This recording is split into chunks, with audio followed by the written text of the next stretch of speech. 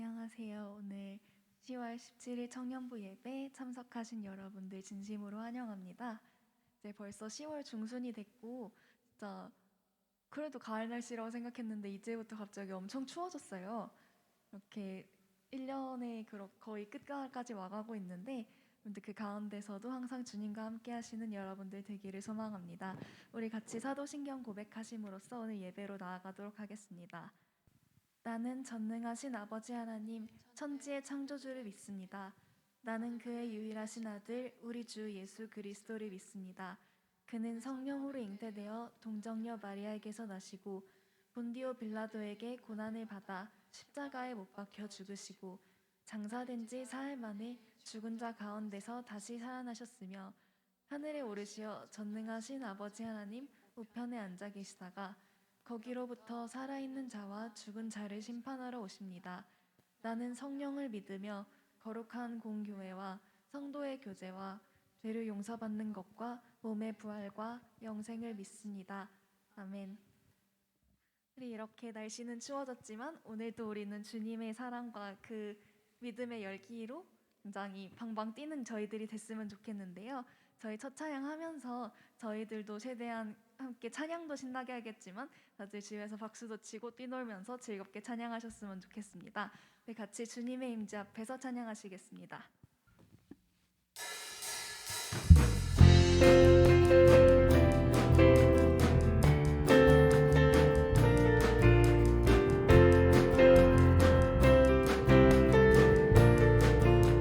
주님의 임재 앞에서 주님의 임재 앞에서 권능의 날개 아래서 주의 능하신 행동을 인하여 찬양해. 주님의 임재 앞에서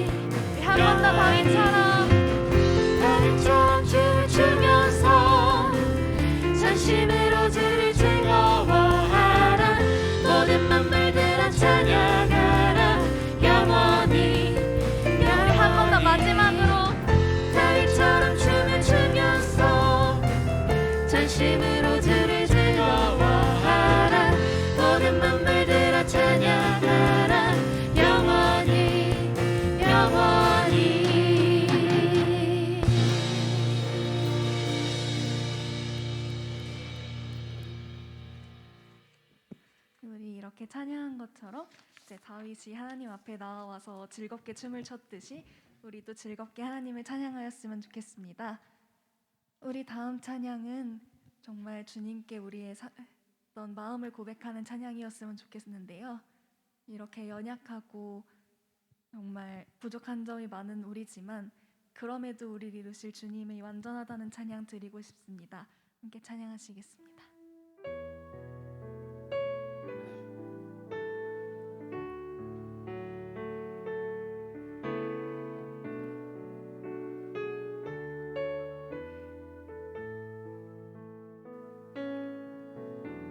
주여 우린 연약합니다.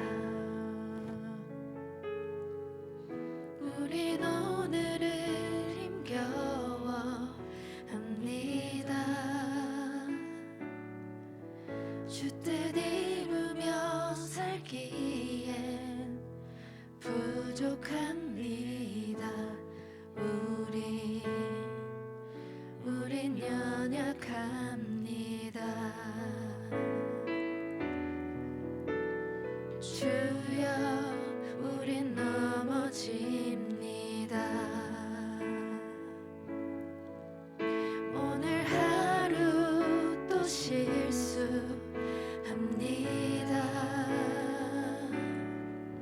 주의 긍휼을 구하는 죄인입니다. 우린 주만 바라봅니다.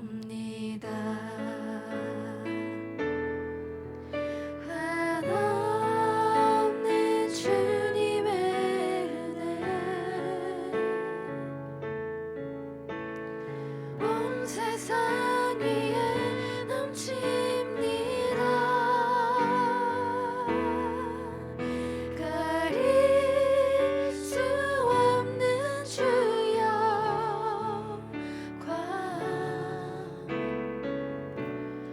온 땅 위에 충만합니다.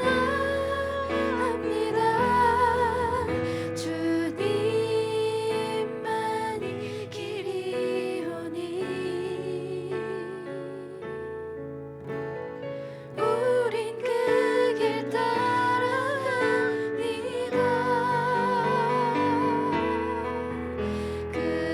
그날에 우리 이루실 주는 완전합니다. 처음부터 찬양해 볼까요? 주여 우린 연약합니다. 우린 오늘을 힘겨워 합니다. 주 뜻 이루며 살기엔 부족합니다. 우린 연약합니다. 주여 우린 넘어집니다. 주여 우린 넘어집니다. 오늘 하루 또 실수합니다. 주의 긍휼을 구하는 죄인입니다. 우린 주만 바라봅니다.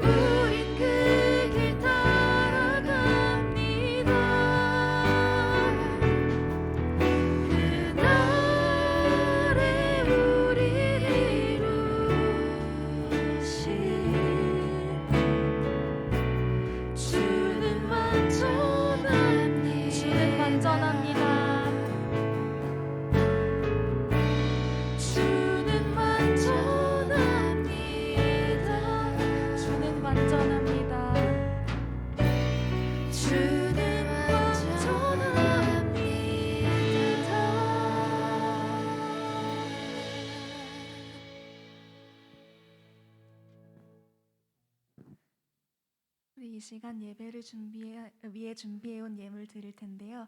함께 내게 있는 향유옥합 찬양하시면서 봉헌하시도록 하겠습니다.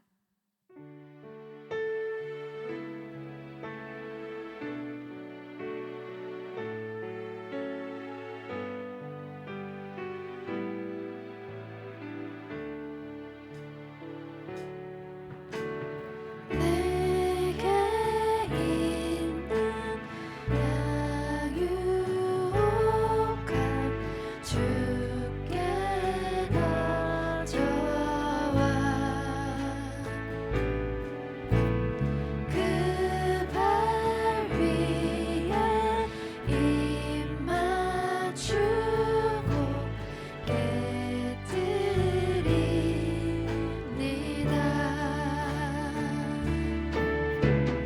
나를 위해 험한 산길 오르신 그분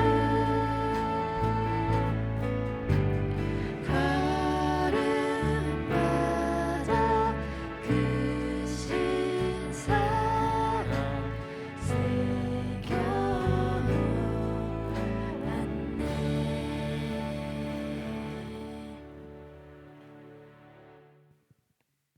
우리 이 시간에는 한 주간 우리가 지었던 죄들, 우리가 또 주님 앞에 나오면서 깨끗이 못했던 나의 모습 고백하면서 함께 회개 기도 드리는 시간 갖도록 하겠습니다.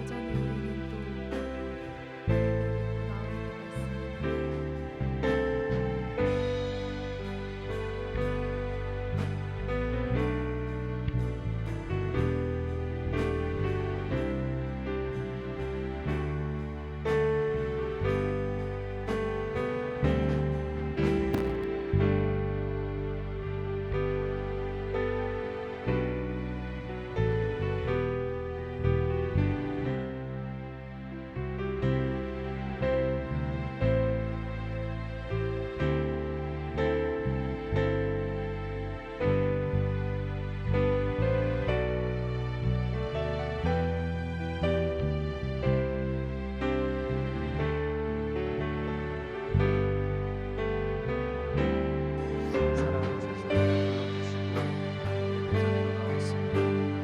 우리의 마음과 뜻과 정성을 다해 하나님을 예배하는 시간을 주시고 성령 하나님만을 예배하며 마음의 중심을 하나님께 드릴 수 있는 은혜를 더하여 주옵소서. 거룩하신 아버지, 내 마음의 중심이 하나님께 있지 않았고 세상을 향했고 세상 것을 위해 두고 또 세상을 자랑하며 사랑하며 살았던 나의 연약함을 고백합니다. 성령 하나님 불쌍히 여기시고 다시 한번 내 마음의 중심이 하나님께로 바뀌는 은혜를 더하여 주시옵소서. 아버지 하나님 불쌍히 여겨주십시오. 보지 말아야 할 것을 보았고 하지 말아야 할 일을 하였고 또 가지 말아야 할 것을 갔다면 정직하게 이 시간 하나님께 내어놓고 고백하오니 성령 하나님 예수 십자가의 보혈로 깨끗게 하여 주옵소서. 주홍같이 붉은 채도 깨끗게 하여 주옵소서.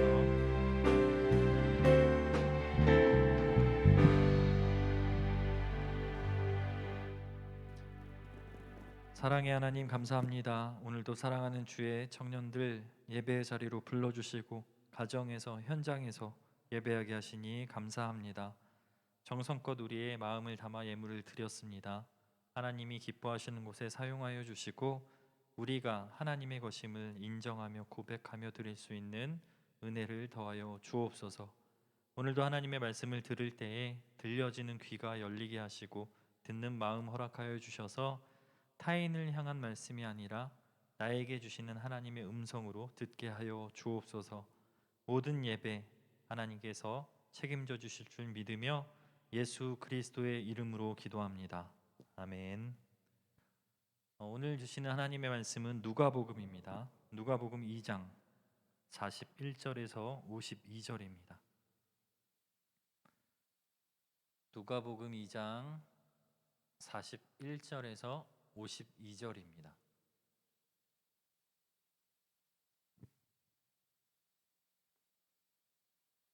누가복음 2장 41절로 52절의 말씀을 저와 여러분이 한 절씩 교독합니다. 그의 부모가 해마다 유월절이 되면 예루살렘으로 가더니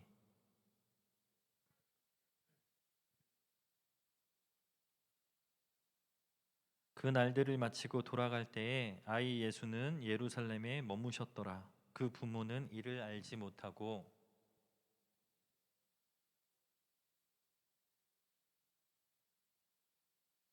만나지 못함에 찾으면서 예루살렘에 돌아갔더니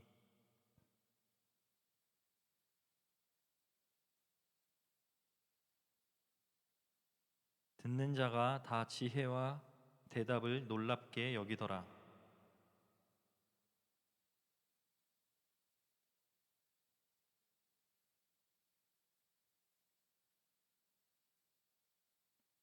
예수께서 이르시되 어찌하여 나를 찾으셨나이까? 내가 내 아버지 집에 있어야 될 줄을 알지 못하셨나이까 하시니 예수께서 함께 내려가사 나사렛에 이르러 순종하여 받드시더라. 그 어머니는 이 모든 말을 마음에 두니라. 예수는 지혜와 키가 자라가며 하나님과 사람에게 더욱 사랑스러워 가시더라. 아멘. 할렐루야. 한 주도 평안하셨죠? 저는 지난주에 이 백신 2차 주사를 맞았습니다. 맞고 나서 살짝 좀 열이 오르고 몸살 기운이 있어서 잠깐 힘든 시간을 보냈는데 우리 청년들이 기도해 준 덕분에 건강을 되찾았고요. 지금은 뭐 그 전보다 더 좋은 컨디션을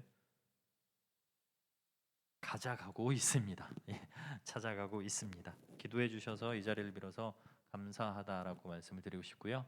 우리 청년들도 지금 이제 하나하나 백신 맞고 있을 텐데 저 언제 맞아요, 언제 맞아요 하고 이렇게 톡을 좀 주세요. 그러면은 위에서 또 특별히 더 기도할 테니까요.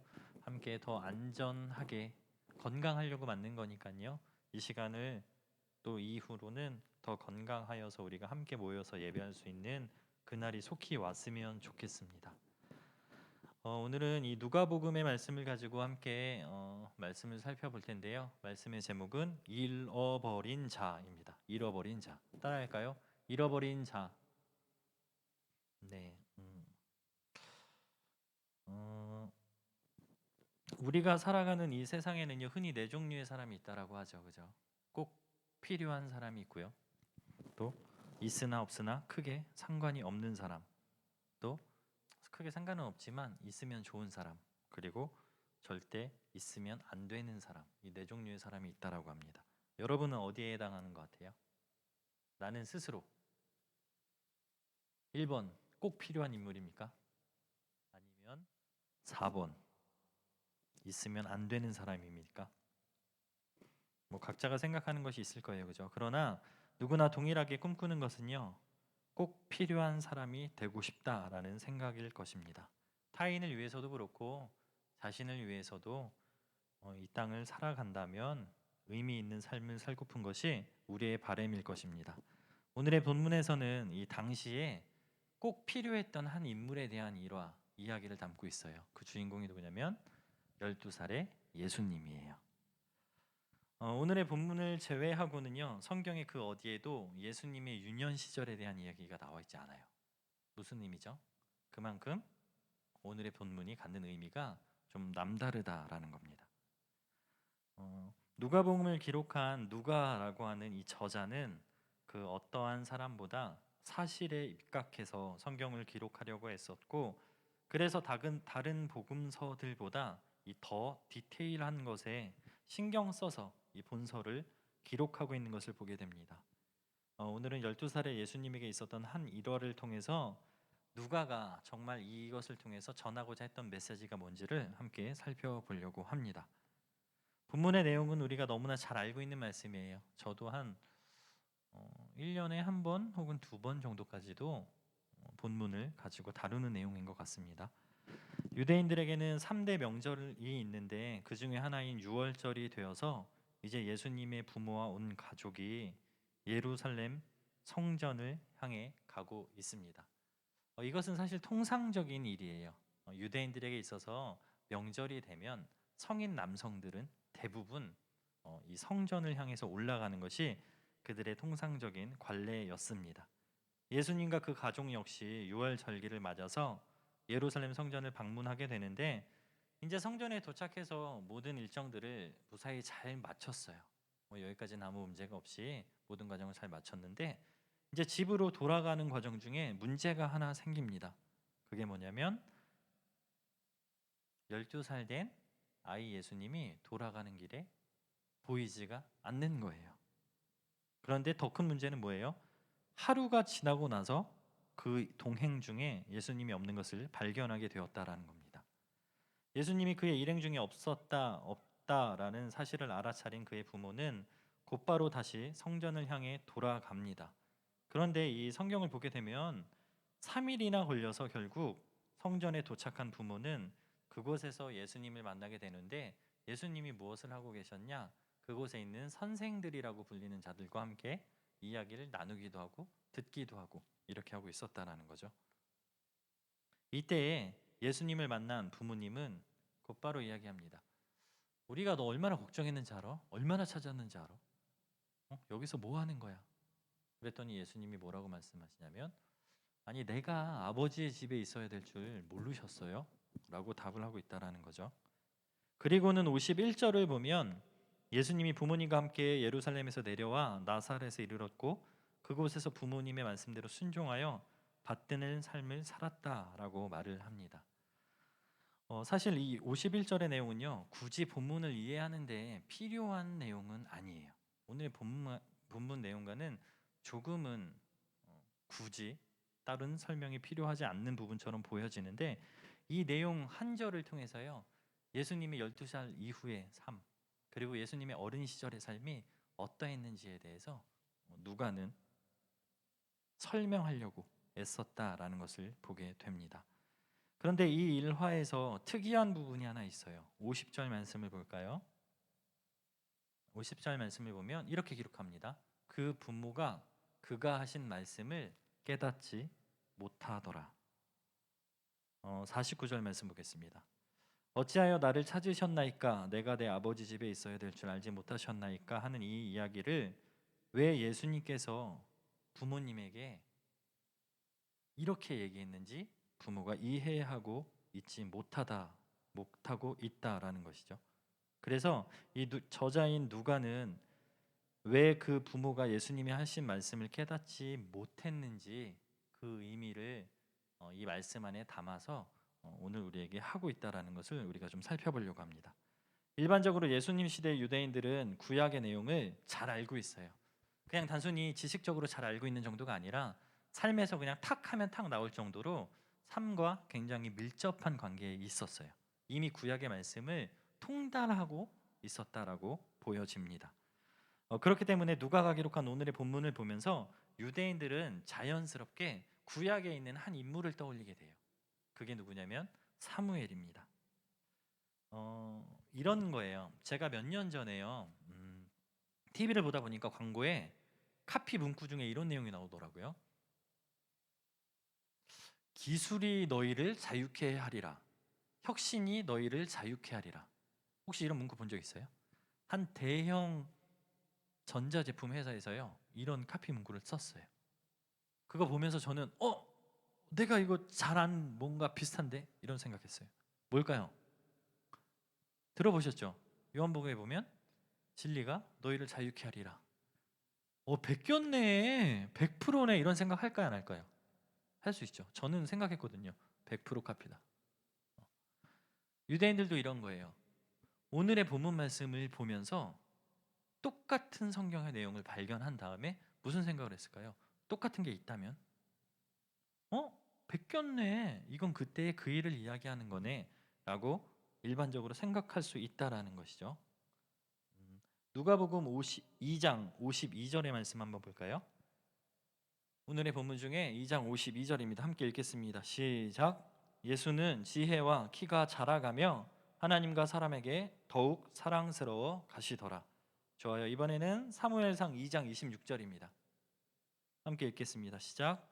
아이 사무엘이 점점 자라매 여호와와 사람들에게 은총을 더욱 받더라. 어때요? 거의 비슷한데 뭔가 조금 다른 것 같죠? 뭐가 다르냐면요. 사무엘상에서는 은총이라는 단어를 썼고요. 누가복음에서는 사랑이라는 단어를 썼어요. 은총스러워지더라, 사랑스러워지더라. 근데 사실은 이 두 단어는요, 카리스라는 단어로 동일한 단어예요. 은혜, 은총, 사랑. 결국 무슨 말이냐면요, 표현하는 해석의 차이일 뿐이지 똑같은 단어와 똑같은 문장이 똑같이 쓰여졌다라는 겁니다. 그래서 이 문장을 봤을 때 유대인들은요, 보자마자 대번 과거의 사무엘에 대한 이야기구나라는 것을 알아차릴 수가 있었다라는 겁니다. 당시 유대인들이 이 예수님의 어린 시절의 성장에 대한 이 말씀을 보면서 자연스럽게 사무엘을 떠올릴 수밖에 없었다라는 것이죠. 그렇다면 과연 누가는 예수님과 사무엘을 통해서 왜 똑같은 말씀을 통해서 어떤 메시지를 주고 싶어서 이 구약의 말씀을 인용한 것인지 우리가 본문 속에서 담겨진 두 가지 중요한 특징을 한번 살펴보겠습니다. 첫 번째는 사무엘처럼 예수님이 이 시대를 구원할 자다라는 메시지가 오늘의 이 본문 내용 안에 담겨져 있다라는 겁니다. 오늘의 본문은 우리가 여러 번 접했어요. 그죠? 그러면서 너무나 잘 알고 있는 말씀이에요. 예수님이 성전에 올라가셨다가 내려오면서 일행 중에서 빠져 있는 거를 부모님이 발견을 못했네. 며칠 지나고 발견했는데 성전에 다시 돌아가서 예수님을 되찾아왔네. 그런데 예수님이 어린 시절에 그만큼 사람들에게도 하나님께도 사랑받는 존재였다. 이 정도로 평이한 이해를 우리는 알고 있을 겁니다. 그런데 이 평이한 이해 말고 이 평이한 본문 안에는 사실 숨겨진 속뜻이 있다라는 거죠. 구약에 있는 사무엘과 연계해서 이 누가가 하고 싶은 말이 뭐냐? 시대적으로 이 사무엘과 예수님의 시대는요, 공통적인 시대적인 특징이 있습니다. 그게 뭐냐면 사무엘서가 기록된 시기적인 배경은 사사 시대였어요. 사사 시대의 특징이 뭐죠? 대표적인 특징은요, 말씀의 부재입니다. 사람들이 예수 그리스도를 믿었고 하나님을 믿었지만 말씀이 그들 가운데 삶에서 드러나지 않았다라는 거죠. 그것을 증명하는 것이 사무엘상 3장 1절을 보게 되면 이런 말씀이 나옵니다. 아이 사무엘이 엘리 앞에서 여호와를 섬길 때에 여호와의 말씀이 희귀하여 이상이 흔히 보이지 않았더라. 이 말씀을 보게 되면 여호와의 말씀이 희귀하여라고 하는 이 문구가 보입니다. 사무엘이 살던 시대, 그 시대의 시대적인 특징 중에 하나가 바로 하나님의 말씀이 희귀해진 시대였다라는 겁니다. 그럴 수밖에 없는 이유가 있어요. 왜 그 시대에는 제사장도 있었고 또 구약의 말씀이 계속해서 흥황하는 시대였는데 말씀이 왜 희귀했을까? 사무엘상 1장 1절의 말씀 볼까요? 함께 읽겠습니다. 시작.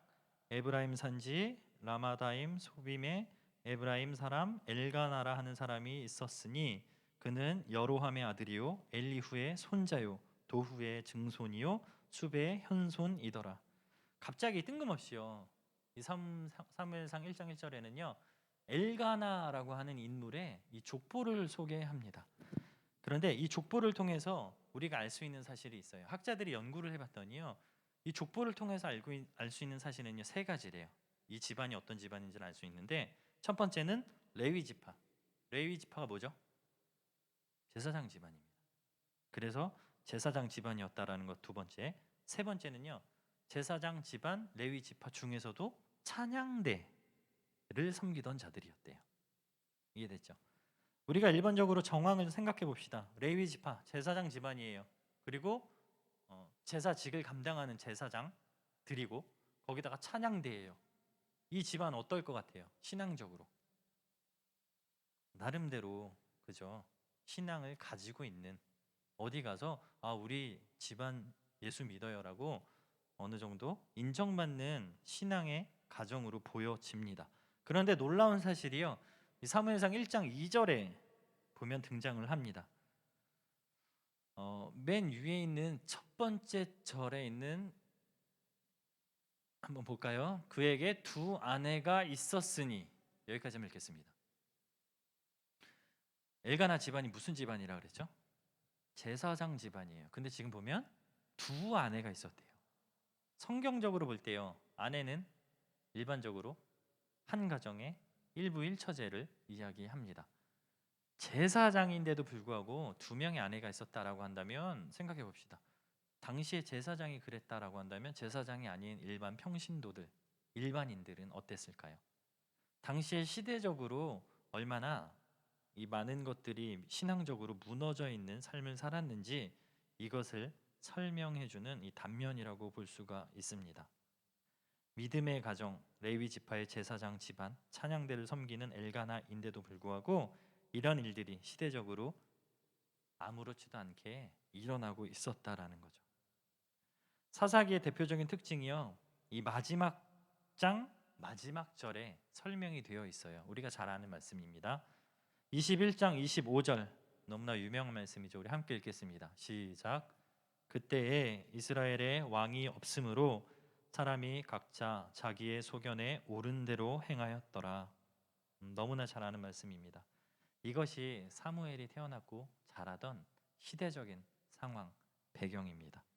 그러나 이 하나님께서는요, 사무엘이라고 하는 인물을 세워서 원하고자 하는 목적이 있었다는 거예요. 시대적으로는 이렇게 암울하고 믿음이 무너져 있는, 말씀이 희귀해진 시대였지만 사무엘이라고 하는 믿음의 사람을 세워서 어떻게 하겠다라는 거예요? 이 시대를 구원하겠다라는 겁니다. 이 19절 사무엘상 3장 19절 20절의 말씀 제가 읽겠습니다. 사무엘이 자라매 여호와께서 그와 함께 계셔서 그의 말이 하나도 땅에 떨어지지 않게 하시니 단에서부터 부엘세바까지의 온 이스라엘이 사무엘은 여호와의 선지자로 세우심을 입은 줄을 알았더라. 방금 전에 설명한 것처럼 예수님의 분명한 뜻이 있었다라는 것을 우리는 보게 됩니다. 예수님이 태어나던 시기 역시 이 사무엘이 이 땅에 태어난 시기와 크게 다르지 않았습니다.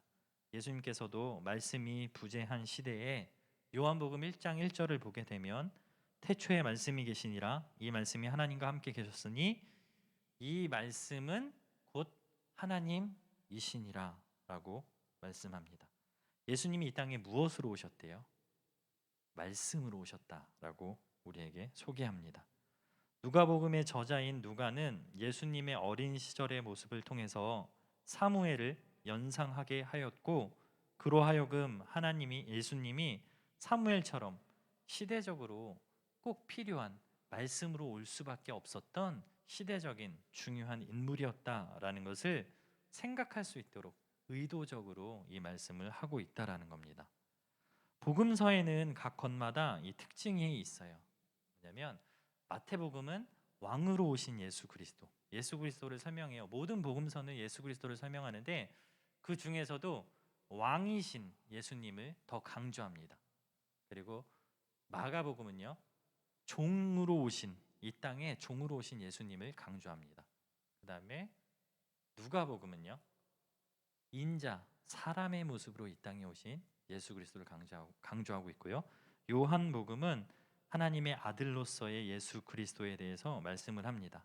그런데 오늘의 본문에서 누가는 예수님이 이 땅에 얼마나 필요한 존재이고 소망이자 구원이 되시는 분이심을 유대인이 가장 잘 알고 있는 사람, 인물, 사무엘, 그와 비교해서 설명하고 있다라는 것이죠. 그렇다면 본문을 통해서 우리가 알 수 있는 두 번째 사실은, 누가가 그렇다면 의도적으로 예수님과 사무엘을 연관지어서 설명을 했다면 이것을 통해서 과연 무슨 얘기를 하고 싶어서 연관지었느냐? 시대적으로 필요한 인물, 여기까지는 이해가 됐어요. 그럼 정말 이걸 통해서 그래서 정작 어떤 얘기를 하고 싶은가? 이것을 우리가 두 번째로 살펴볼 텐데, 그것이 바로 주님을 잃어버리면 안 된다라는 것을 이야기하고 싶었다라는 것이죠. 앞에서 왜 길게 사무엘과 예수님을 시대적인 상황으로 연결시켜서 살펴보았냐면, 결국 누가가 이것을 가지고 하고 싶은 이야기는 이거라는 거예요. 본문에서 유월절기의 이동 중에 예수님을 잃어버렸습니다. 부모가 되어서 자식을 키우다 보면요, 뭐 왕왕 이런 문제들이 있다고 해요. 그죠? 우리 주변에도 어린 시절에 한두 번쯤 부모님을 잠깐 잃어버린 경험이 있는 친구들도 있더라고요. 그런데 사실 이 일은요 극히 드문 일입니다. 왜일까요? 부모가 되어 보니까 그래요. 자식을 키우다 보면요 그 부모의 시선이 항상 어디에 가 있냐면 아이한테 가 있습니다. 특히 엄마는 온통 아이에게 가 있죠. 설사 잠시 챙기지 못하는 순간이 있다 할지라도 생각해 봅시다. 하루길을 가는 동안 발견을 못했다라는 건 상식적이지 않아요. 왜냐하면 가다가 쉬었잖아요. 밥도 먹었을 거잖아요.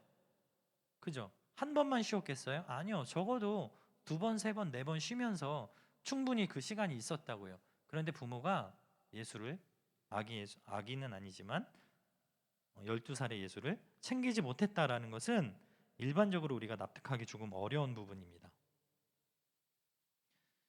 이 과정에서 다시 찾아온 예수님, 그런데 이 과정에서 다시 찾아온 부모님을 향해서 예수님께서 49절을 보게 되면 어찌해서 나를 찾으셨어요? 내가 내 아버지 집에 있어야 될 줄 왜 모르셨어요? 라고 말씀하시는 장면이 나오는데 이것은 단순히 지금 이 사건이 일어난 순간만을 위한 말씀이 아니라 예수님의 당시의 시대적인 것까지 같이 연관되어 있다라고 우리가 이해해야 하는 것입니다. 사무엘 시대, 즉 사사 시대의 말씀이 희귀해져서 제사장도 두 명의 아내를 두고 있고 사무엘을 키워낸 이 엘리 제사장도 영적인 눈이 어두워서 직무를 감당하지 못하고 있던 그 시대처럼 오늘 본문에서도 이 유대인들에게 영적으로 어두운 시기, 이 시기에 우리가 놓치지 않아야 되는 건 예수 그리스도를 내가 잃지 않고 붙들고 살아가고 있는가, 이것을 이야기하고 싶다라는 거예요. 왜냐하면 이 절기를 유월절기라고 기록되어 있잖아요. 그죠? 유월절기가 무슨 절기죠? 어린 양 대신 예수 그리스도, 그래서 그 어린 양의 피를 문선주에 바르면 죽음이 넘어가는 그 기간이 유월절기예요. 이것을 기념하는 게. 그럼 그 유월절의 주인이 누구예요? 예수님이에요. 유월절 하면 절대로 다른 거 다 빼고 뭐 다 잊어도 되는데요, 딱 한 가지 빠지지 않고 기억해야 되는 게 뭐냐면 예수님이라고요. 그런데 그 유월 절기를 지키러 성전에 올라가면서 누구를 놓쳤어요? 예수님을 놓쳤다고요. 이 말이 되는 거예요? 말이 안 된다고요.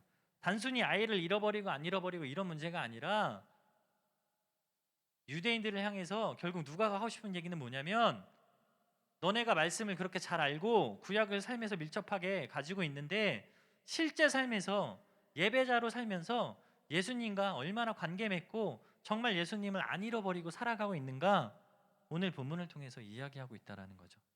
사랑하는 청년 여러분, 오늘 저와 여러분은요 대부분이요 오랜 시간 예수님 믿었어요. 그죠? 저 40년 넘게 믿었어요. 40년, 말이 40년이죠. 그죠? 그런데요, 정작 내 직분이 목사고 내가 믿은 시간이 얼마고 이거 중요한 게 아니라 오늘 본문을 통해서 생각해 보면 정말 내 삶에서 내가 예수님과 항상 동행하는 삶을 사는가? 6월 절기에 성전을 오르는 사람처럼 예배를 드리러 내가 예배를 나오는 순간에도, 말씀을 전하는 사람으로 내가 여기 서 있는 순간에도 내가 예수님 안 잃어버리고 여기 서 있는가? 이거 우리가 끊임없이 고민해야 된다라는 겁니다. 청년으로 살아가면서 내가 믿음대로 잘 사는가 아닌가 고민 많이 할 겁니다. 고민 많이 하십시오. 더 하십시오. 그러나 그 고민뿐만 아니라 더 깊이 고민해야 되는 건 내 삶에서 내가 예배하는 순간에도 예수님을 잃어버리지 않고 있는지, 정작 예배하는 그 시간에 예배의 자리에서도, 이것이 오늘 저와 여러분 가운데 꼭 필요한 고민이라는 겁니다. 한 주 동안 우리가 살아가면서 각자의 자리에서요 우리가 그리스도인으로 살아가자라고 하는 말은요 결국 핵심은 이겁니다.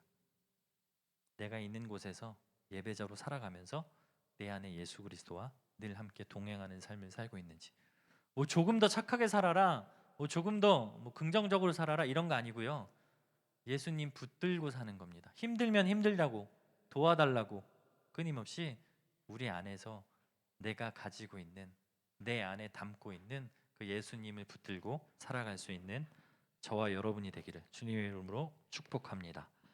이 시간에 우리 함께 찬양하고 기도하겠습니다. 주를 위한 이곳에 우리가 함께 찬양할 텐데요. 여전히 주님은요 오늘도 예배자를 찾으십니다. 세계 만방의 복음이 퍼지는 그날까지 주님은 예배자를 찾으신다 말씀하시는데, 참 안타까운 것은요 오늘날 예배자가 이렇게 많은데요, 이 찬양의 가사처럼 정말 주님이 찾으시는 예배자가 몇 명이나 될까, 그런 생각을 해봅니다. 오늘 이곳에 있는 저와 여러분, 또 가정에서 예배하는 우리 청년들이 내가 주님 잃지 않고 주님이 찾으시는 그 예배자가 되겠다고 하는 마음의 다짐을 가지고 함께 고백하며 나갑시다.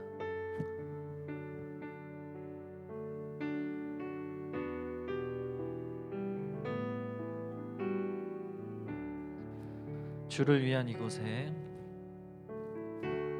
주를 위한 이곳에 예배하는 자들 중에 그가 찾는 이 없어, 그가 찾는 이 없어. 주님께서 슬퍼하시네. 주님이 찾으시는, 주님이 찾으시는 그 한 사람, 그 예배자, 내가 그 사람 되길, 내가 그 사람 되길, 간절히 주께 예배하네. 주내로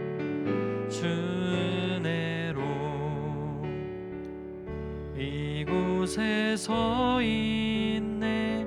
주 임재에 엎드려 절하네. 그 어느 것도 난 필요 없네. 주님만 경배해. 주내로 이곳에 서 있네. 주 임재에 엎드려 절하네. 그 어느 것도 난 필요 없네. 주님만 경배. 우리 처음부터 다시 한번 고백합니다. 주를 위한 이곳에, 주를 위한 이곳에 예배하는 자들 중에 그가 찾는 이 없어. 주님께서 슬퍼하시네.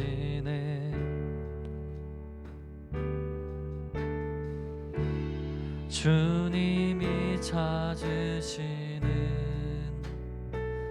그 한 사람, 그 예배자.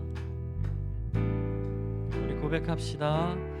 내가 그 사람 되길, 간절히 주께 예배하네. 주내로 이곳에 서 있네. 주 임재에 엎드려 절하네. 그 어느 것도 난 필요 없네. 주님만 경배해. 주내로 이곳에 서 있네. 주 임재에 엎드려 절하네. 그 어느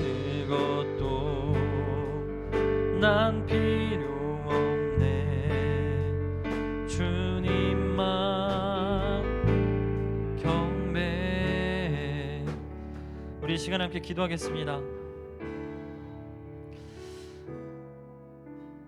나는 예배를 드리면서 예배의 자리에만 있으면 언제나 하나님과 함께 있는 거라고 생각했습니다. 그런데 오늘 말씀을 준비하면서 드는 생각은 내가 예배의 자리에 있어도, 심지어 내가 목사일지라도 내가 예수님을 잃어버리지 않으려고 부단히 노력해야만 그 일이 가능하다라는 거예요. 성전에 오르면서도, 유월절을 향하여 가면서도 예수님을 놓쳤던 것처럼 오늘 우리 가운데 얼마든지 그 일이 있을 수 있어요. 사랑하는 우리 청년들, 일상 가운데 믿음을 지키며 살아가는 것 너무나 힘든 일이고 어려운 길이지만, 그러나 우리가 절대로 다른 모든 것 다 놓쳐도, 실수하고 넘어질지라도 절대 놓치지 말아야 되는 것 중에 하나가 바로 내가 예수님을 잃어버리지 않는 겁니다. 예수님, 내가 그 예수님 잃어버리지 않도록 오늘도 나와 동행해 주세요. 한 주간도 나와 함께 해주세요. 우리 이러한 입술의 고백을 담아서 하나님께 고백하며 나아갑시다. 기도하겠습니다. 거룩하신 아버지 하나님, 오늘도 예수 그리스도, 나의 생명이신 예수 그리스도를 잊지 않는 삶 살게 하여 주옵소서. 예수님을 잃어버린 삶이 얼마나 무가치하고 말씀이 희귀해지는 시대를 살아가는 결과를 이루어내는 것을 보았습니다. 성령 하나님, 우리는 믿음을 가지고 살아가지만, 그리스도인이라고 자부하고 살아가지만, 예배의 자리에 있는 이 순간에도 내가 예수님과 함께이지 않을 때가 얼마나 많이인지 모릅니다. 그러나 오늘 말씀을 통해서 우리가 깨닫는 것은 다시 한번 내 안에 진리요 보배이신 예수 그리스도를 담을 수 있는 자들 되게 하여 주십시오. 하나님, 연약하고 부족할 때마다 내가 입술을 열어서 주님 도와주세요, 주님 나와 함께 해주세요 라고 믿음의 고백과 또 연단의 고백을 드릴 수 있는 사랑하는 주의 청년들 되게 하여 주옵소서. 일상 가운데 우리가 함께 할 수 있는 하나님 그 시간이 없지만, 함께 떨어져 있는 순간에도 서로를 위하여 기도할 때마다 예수 그리스도께서 사랑하는 주의 청년들 한 명 한 명과 늘 동행하여 주시고 그들의 마음에 담겨져서 예배하고 또 삶을 살아가는 모든 과정 가운데 주와 함께 동행할 수 있는 은혜가 있게 하여 주옵소서. 하나님 잃어버리지 않기 원합니다. 세상의 그 어떤 것을 다 놓칠지라도, 하나님 때로는 넘어지고 지치고 좌절한 상황이 다가올지라도 예수 그리스도만은 절대로 놓치지 않는 이 시대에 우리들 되게 하여 주옵소서. 하나님, 오늘도 우리가 살아가는 이 시대에는 하나님을 믿는 자들이 너무나도 많이 있지만 말씀이 점점 사라지고 있고 말씀이 점점 희귀해져가는 시대를 살아갑니다. 그러나 오늘도 주님께서는 한 사람의 예배자를 찾으시는데, 주님이 찾으시는 그 사람이 오늘 이곳에 있는, 오늘 예배 자리에 있는, 또 오늘 우리와 함께 동행하며 살아가는 믿음의 세대, 믿음의 청년들 될 수 있도록 하나님 붙잡아 주시옵소서. 성령 하나님, 믿음 주십시오. 세상의 그 어떤 것을 따라가는 자가 아니라 하나님을 향하여 믿음을 지키며 갈 수 있는 자 되게 하시고, 세상의 성공과 자랑보다 하나님의 뜻을 위하여 살아가는 자가 되게 하시며, 말씀을 내 생명과 같이 귀하게 여기며 살아갈 수 있는 이 세대와 이 민족 되게 하여 주시옵소서. 하나님 붙잡아 주십시오. 하나님 주장하여 주십시오. 그렇게 하실 주님을 찬양합니다. 주 은혜로, 주 은혜로 이곳에 서 있네. 주 임재에 엎드려 절하네. 그 어느 것도 난 필요 없네. 주님만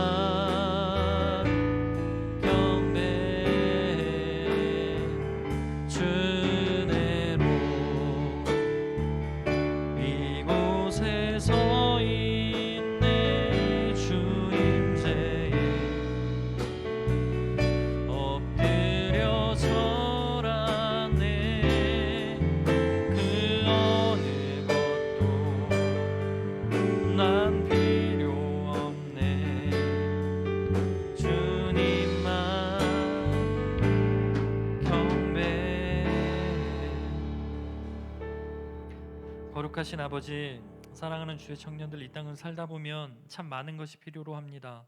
이것도 필요하고 저것도 필요하고 이것도 있어야 될 것 같고 저것도 있어야 될 것 같습니다.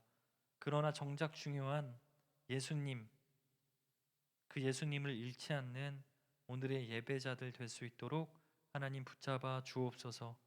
내가 가지고 있는 직분이나 내가 오랜 시간 예수를 믿었다는 것을 자랑하는 자가 되지 않게 하시고, 부족하고 연약하지만 겸손하게 우리 안에 예수 그리스도를 담고 살아갈 수 있는 우리 모두가 되게 하여 주옵소서. 한 주간도 주께서 믿음 가운데 하나님 든든히 세워주시고, 힘든 시간을 겪고 있는 청년들이 있다면 주님이 찾아가 만나주시고, 위로가 필요한 자들에게는 위로를, 또한 주님의 도움을 필요로 하는 자들에게는 도움을 허락하여 주옵소서. 오늘도 우리와 함께 하시고 우리 마음 안에 계시고 늘 동행하시는 예수 그리스도의 이름으로 기도합니다. 아멘. 네, 채하늘 청년 나와서 광고하겠습니다.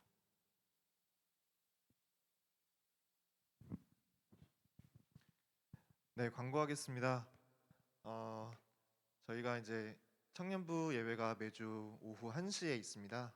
일요일 오후 1시에 있으니까 다들 참여 많이 해주시고요. 이번 주랑 다음 주까지는 온라인으로 예배를 드리는데, 이제 10월 31일부터는 지난주 말씀드렸다시피 대면 예배로 진행될 예정입니다.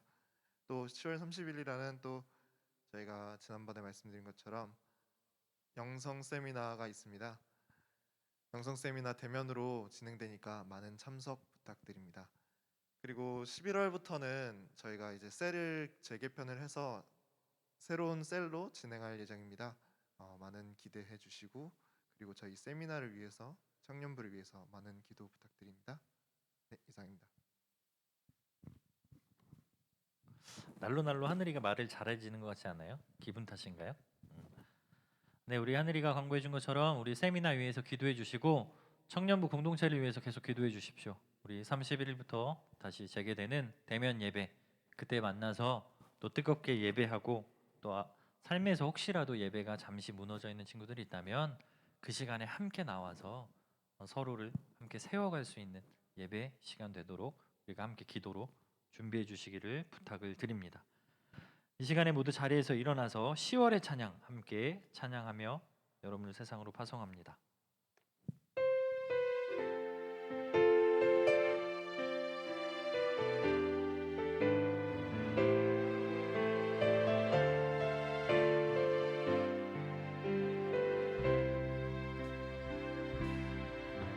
날이 저물어 갈 때, 빈들에서 걸을 때, 그때가 하나님의 때,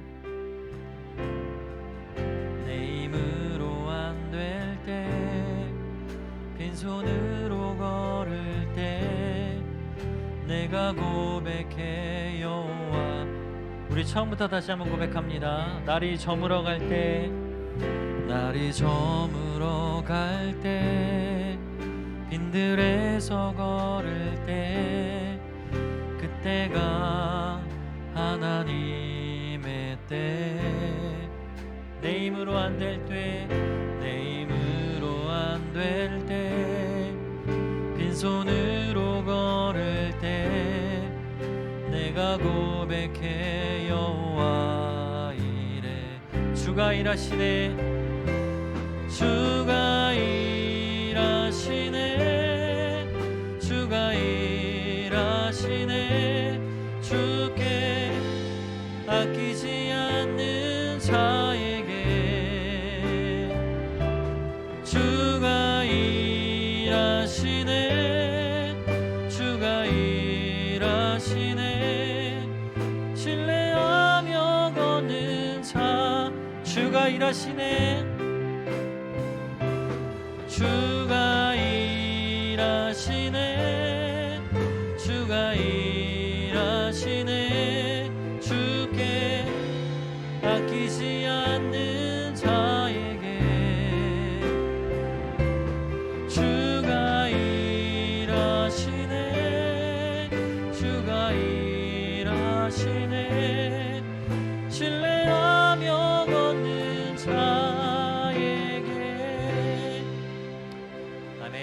동안 여러분의 삶 속에서 주께서 일하실 줄 믿습니다. 축도로 예배를 마치겠습니다. 이제는 우리 주 예수 그리스도의 은혜와 아버지 하나님의 무한하신 사랑하심과 성령님의 위로 교통 충만하심이 오늘도 믿음으로 예수 그리스도를 잃지 않겠다라고 결단하고 다짐하며 성전을 떠나는 예배를 세상을 향하여 떠나가는 사랑하는 주의 청년들 머리 위에 이제부터 영원토록 함께 하시기를 간절히 축원하옵나이다. 아멘.